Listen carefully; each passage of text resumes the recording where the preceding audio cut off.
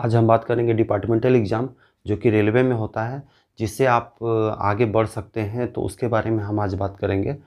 तो सबसे पहले हम बता दें कि हम जो जॉइन किए थे, तो ग्रुप डी में जॉइन किए थे पॉइंट्समैन बी में। पहले पॉइंट्समैन बी बोला जाता है, लेकिन अभी जो असिस्टेंट पॉइंट्समैन भी बोला जाता है, तो उसमें हम जॉइन किए थे। तो बाद में आपका एग्ज़ाम हुआ, आपका टीएनसी का, जूनियर टीएनसी का। तो उसके बाद हम आपको एलडीसी हुआ था, मतलब लिमिटेड डिपार्टमेंटल कॉम्पिटिटिव एग्जामिनेशन। तो उसको पास करके हम जो है अभी टीएनसी में हैं।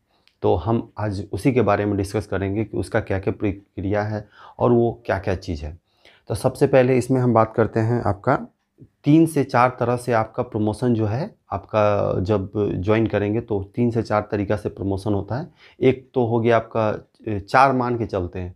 एक तो हो गया रेगुलर बेसिस पे, और हम बात सेकंड में हम बात करते हैं जीडीसी, फिर एलडीसी, एक होता है डीपीक्यू। तो चारों को हम एक पहला तो हो गया वो तो सीनियरिटी बेसिस पे होता है, उसको चलिए हम साइड करते हैं। जो एग्ज़ाम बेसिस पे हम उस पर बात करते हैं। तो इसमें सबसे पहले जो सबसे टॉप पे हम रखते हैं, उसको रखते हैं जीडीसी को। जीडीसी मतलब जनरल डिपार्टमेंटल कॉम्पिटिटिव एग्जामिनेशन। तो ये खास क्यों है? खास इसलिए है कि मान लीजिए अगर आप, ये बहुत इम्पोर्टेंट इसलिए है क्योंकि आप जैसे ही मान लीजिए रेलवे में ज्वाइन करते हैं, एज ए ग्रुप डी मान लीजिए ज्वाइन करते हैं, पॉइंट्समैन ज्वाइन करते हैं, या फिर कुछ भी ट्रैकमैन वोकमैन कुछ भी, मतलब कहीं भी ऑल इंडिया नहीं, जिस जोन में निकलेगा उस जोन के लिए बात कर रहे हैं। तो मान लीजिए आप ज्वाइन किए और मुश्किल से आप 2 दिन हुआ ज्वाइन किया हुआ और जीडीसी वैकेंसी आ गया, उसमें एसएम का निकल गया, गार्ड का निकल गया, या फिर किसी और तरह का निकल गया। तो आप आसानी से, आपका एक दिन भी क्यों ना हुआ हो, आप आराम से फॉर्म जो है फिलअप कर सकते हैं। जीडीसी का यही एक खासियत है जो कि सबसे अच्छा है, और ये सबके लिए खुला हुआ होता है, मतलब एवरी डिपार्टमेंट के लिए खुला हुआ रहता है। सब डिपार्टमेंट के लोग इसमें भर सकते हैं। और मान लीजिए एक जोन में निकलता है, मान लीजिए साउथ ईस्टर्न रेलवे में निकलता है, तो उसके जितने भी डिवीजन्स हैं, जैसे आपका मेरे जो डिवीजन्स हैं, अब जैसे चक्रधरपुर हो गया, आद्रा हो गया, रांची हो गया और खड़गपुर हो गया, तो चारों डिवीज़न के लड़के इसमें भर सकते हैं। और इसमें एक चीज़ है, क्राइटेरिया है कि अगर आप मान लीजिए स्टेशन मास्टर का निकलता है तो 4200 ग्रेड पे होता है उसका, तो उसके नीचे वाले ग्रेड पे ही इसमें भर सकते हैं, इन्हें कि सभी भर सकते हैं। तो इसको दिखाने के लिए मेरे पास एक रफ डायग्राम के तौर पे बोलिए, एक पिछले साल का नहीं बोलिए, आपका पिछले साल का भी बोल सकते हैं, पिछले साल का भी है, और करंट में भी एक जीडीसी निकला हुआ है हम लोग के डिवीज़न में, तो हम उसके बारे में बात करते हैं। तो एक पिछला निकला हुआ था, उसका सिलेक्शन भी हो गया, उसका जॉइनिंग भी हो गया। तो अभी हाल में ही निकला है, उसके बारे में भी बात करते हैं। स्क्रीन पे देखिए आपकी, जैसे जो वैकेंसी निकला हुआ है, आप साउथ ईस्टर्न रेलवे आरआरसी निकालता है, रेलवे रिक्रूटमेंट सेल, जो जीडीसी वैकेंसी वही निकालती है। तो इसमें क्या है कि आप जो है, आपका क्या क्या होना चाहिए, देखिए एप्लीकेशन, मतलब आप रेगुलर एम्प्लॉई होना चाहिए साउथ ईस्टर्न रेलवे के किसी भी डिवीज़न से, कोई मतलब नहीं है। अब किसके लिए वैकेंसी निकल रहा है? 1900 ग्रेड पे के लिए, जो कि आपका जीडीसी के थ्रू सब दिया हुआ है। क्या क्या आपका क्वालिफिकेशन होना चाहिए, तो क्वालिफिकेशन को करिए। और इसमें कोई ये नहीं है कि इतना दिन आपका जॉब हुआ हो तभी आप भर सकते। जूनियर क्लर्क कम टाइपिस्ट का जॉब निकला हुआ है, तो इसमें आप जो कि लेवल 2 का 1900 का है, तो इसमें 1800 वाले जितने भी हैं सब इसमें अप्लाई कर सकते हैं। क्वालिफिकेशन हो गया 12 जो कि 50%, लेकिन SC/ST के लिए कोई ऐसा बंधन नहीं है। उसके बाद आपका एग्जामिनेशन फ़ी 1 रुपया भी नहीं लगेगा, मतलब एग्ज़ाम वो जो होगा फुल्ली क्या होगा, ऑनलाइन हो गया, ऑब्जेक्टिव होगा, ऑनलाइन भी होगा और ऑब्जेक्टिव भी होगा। और फॉर्म फिलअप भी आजकल ऑनलाइन ही हो रहा है। सिलेबस जो है, जो कि आरआरबी एग्जामिनेशन में जो अभी कंडक्ट कराया जाता है, तो उसी का सेम सिलेबस इसमें इंक्लूड होता है, कोई अलग से इसका सिलेबस नहीं है। आपको जो अभी पढ़ रहे हैं तो उसी का सिलेबस है। के सामने हम सेकंड एग्जांपल लेते हैं, जो कि जीडीसी का ही है, जो कि अभी निकला हुआ है। इसको जानिएगा तो बहुत अच्छे से समझ में आएगा कि ये जो जीडीसी होता है सबके लिए खुला हुआ होता है, और इसमें कोई सबसे इम्पोर्टेंट चीज़ है, आप भले आप ग्रुप डी में मान लीजिए आए हैं, एक दिन भी आपका जॉब हुआ हो, आप उसमें आसानी से भर सकते हैं और आगे बढ़ सकते हैं।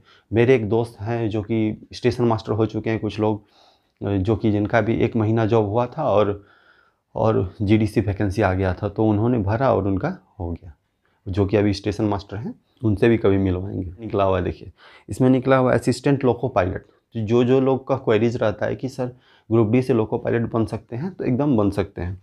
तो देखिए इसमें वैकेंसी निकला हुआ है आपका 324, कितना निकला हुआ है, 324 सीट निकला हुआ है।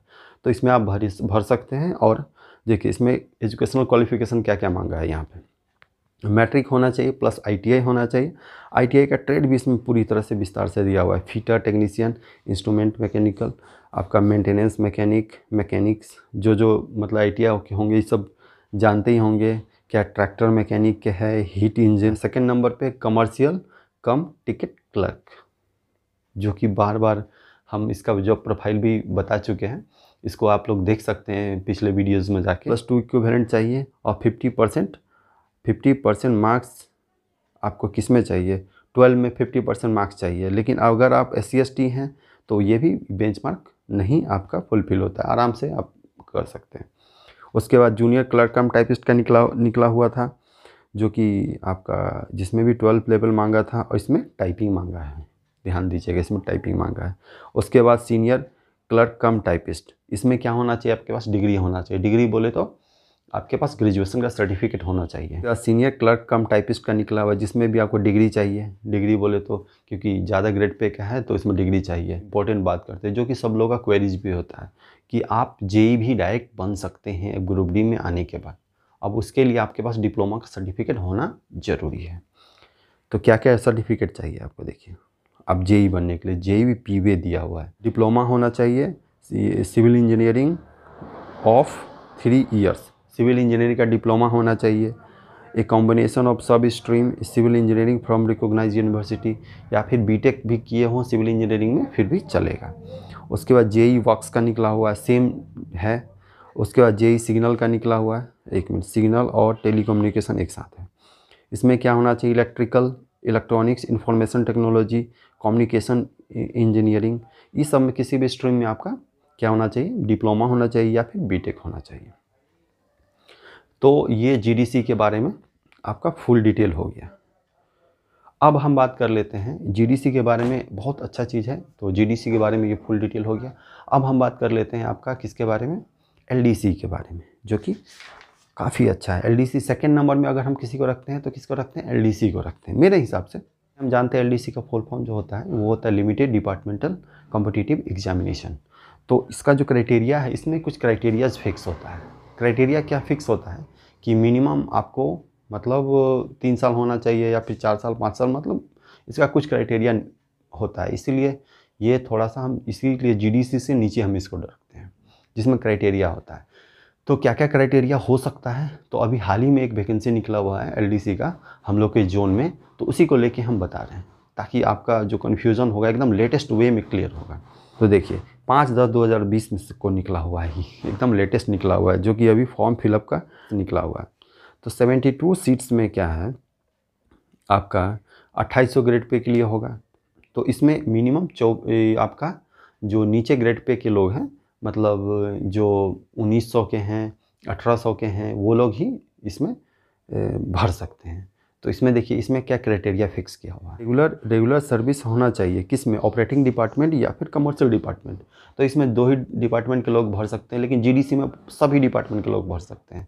तो ये इसमें सिर्फ डिपार्टमेंटल वाइज हो गया, जैसे आप ऑपरेटिंग में है या फिर कमर्शियल में है तो ही भर सकते हैं। मतलब 1800 ग्रेड पे में आपका 3 साल सर्विस होना चाहिए। आपका एज जो है कितना होना चाहिए, 40 से ज़्यादा नहीं होना चाहिए। इसी तरह आपका SC/ST में ये सब में छूट भी मिलता है। कैटेगरी A2 होना चाहिए, मतलब काफ़ी अच्छा होना चाहिए मेडिकल कैटेगरी। एजुकेशनल क्वालिफिकेशन क्या होना चाहिए, ग्रेजुएशन होना चाहिए LDC के लिए। LDC के लिए एक खास होता है, अगर आपका ग्रेजुएशन पोस्ट आपका उधर से भी निकलता है, मान लीजिए आपका जो RRB निकालती है ग्रेजुएशन पोस्ट के लिए, तो यहाँ भी वो ग्रेजुएशन आपका मांगेगा ही मांगेगा। लेकिन एक और तरीका है जहाँ से आप गार्ड बन सकते हो, उसके बारे में भी हम अभी जस्ट बताएंगे। आपको टेंशन नहीं लेना है, आपका अगर ग्रेजुएशन क्लियर भी नहीं हुआ तो टेंशन नहीं लेना है ऐसा कुछ। इसका जो सिलेबस है थोड़ा सा डिफरेंट होगा। सिलेबस डिफरेंट क्या होगा कि आप जो रेलवे में एक्सपीरियंस किए, जो काम किए हो, तो उसी के बारे में आपको पूछा जाएगा। जैसे रेलवे से जुड़ा हुआ बहुत सारा बात होगा वो आपको पूछा जाएगा। जैसे मान लीजिए आपको पूछ दिया जाएगा सिग्नल के बारे में, या फिर पूछ दिया जाएगा जैसे GDR होता है, मतलब कार ड्राइवर रिपोर्ट बनता है, वो होगा, ये क्या होता है, वो क्या होता है, रेलवे के बारे में एवरीथिंग आपको पूछ सकता है। अब प्लस में कुछ GS से रिलेटेड या फिर मतलब जनरल स्टडी से रिलेटेड भी पूछेगा। इसमें कुछ मैथ्स भी आता है थोड़ा थोड़ा, ना के बराबर। अब बात करते हैं DPQ कोटा। ये भी इसका मतलब ही डिपार्टमेंटल कोटा ही होता है, लेकिन इसमें थोड़ा सा मॉडिफाइड होता है। मॉडिफाइड क्या होता है, अब इसके बारे में हम समझते हैं। सबसे पहले तो इसमें आपको सिर्फ आपका 10th पास होना ही ज़रूरी है, इसमें ग्रेजुएशन का कोई ज़रूरत नहीं है। और क्या है कि आपका इसमें सर्विस लेंथ थोड़ा सा ज़्यादा मांगता है, इसीलिए हम इसको तीसरे कैटेगरी में रखे हैं। लेकिन काफ़ी अच्छा है, मान लीजिए जिसका ज़्यादा दिन हो गया उसके लिए काफ़ी अच्छा है, प्रमोशन नहीं हो रहा है तो इसके थ्रू आपका प्रमोशन आसानी से हो जाएगा। तो हम इसके बारे में हम बात करते हैं। ये क्या है आपका DPQ कोटा। तो अभी हाल ही में फिर DPQ भी निकला हुआ है।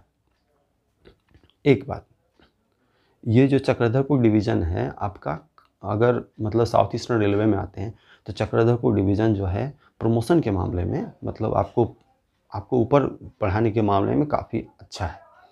तो अगर साउथ ईस्टर्न रेलवे में आपको चक्रधरपुर डिवीज़न में आने का मौका मिले तो आइए, बहुत अच्छा, मतलब प्रमोशन के मामले में बहुत अच्छा है। फिर DPQ कोटा जो कि आपका गार्ड का निकला हुआ है, काफ़ी ज़्यादा निकला हुआ है, काफ़ी ज़्यादा। तो इसमें क्या होता है, सीट तो काफ़ी ज़्यादा होता है लेकिन इसमें भरने वाले लोग बहुत कम होते हैं, मतलब इसको फिलअप करने वाले लोग बहुत कम होते हैं। तो इसमें होता क्या है, जैसे देखिए गार्ड का भी निकला हुआ है कितना सीट, 457 पोस्ट निकला हुआ है, जिसमें कितने लोग भरे, 261, जिसमें से सेलेक्टेड कितना हुआ है, 228। तो इसका एलिजिबिलिटी क्राइटेरिया क्या था उसके बारे में हम डिस्कस करते हैं।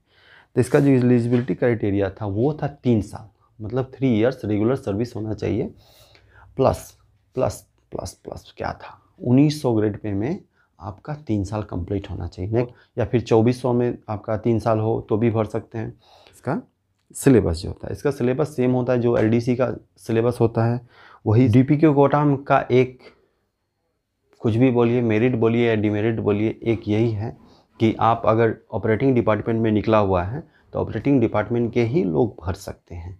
अगर आपके डिपार्टमेंट में जिस डिपार्टमेंट में निकलेगा तो वहाँ के लोग भी भर सकते हैं। जहाँ जहाँ अलग अलग अपना अपना डिपार्टमेंट निकलता है, तो ये डिविजनल लेवल पे निकलता है ये DPQ कोटा।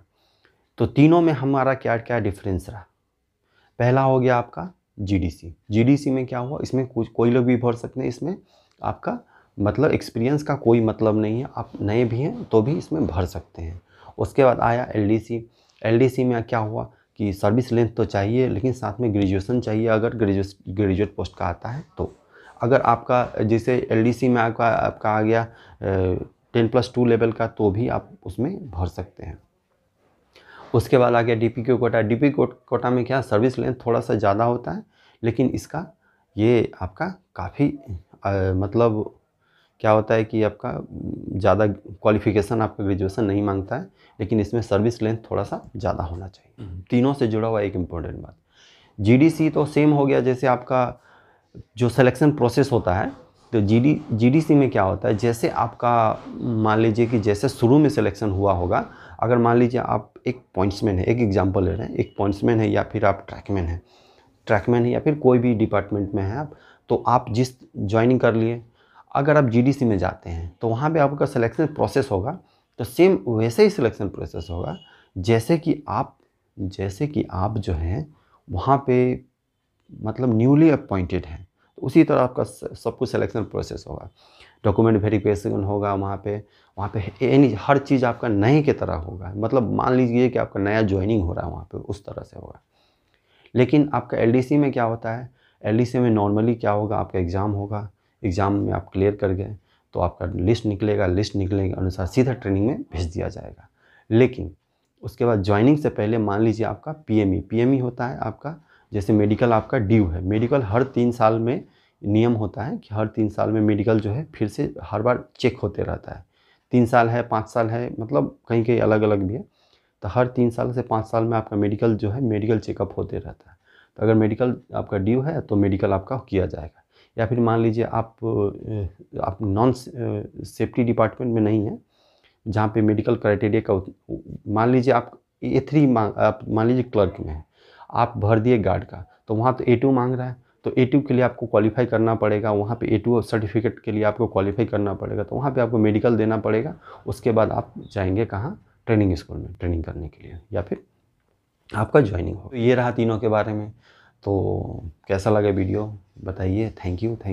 और जो लोग सपोर्ट मिल रहा है काफ़ी अच्छा मिल रहा है, और बहुत जल्दी हम 1000 सब्सक्राइबर पार करने वाले हैं। और बहुत अच्छा बात ये है कि जो वॉच टाइम होता है आपका 4000 आवर्स, वो मेरा कंप्लीट हो चुका है। बस 1000 सब्सक्राइबर्स का वेट कर रहे हैं। ठीक है। Thank you and keep watching.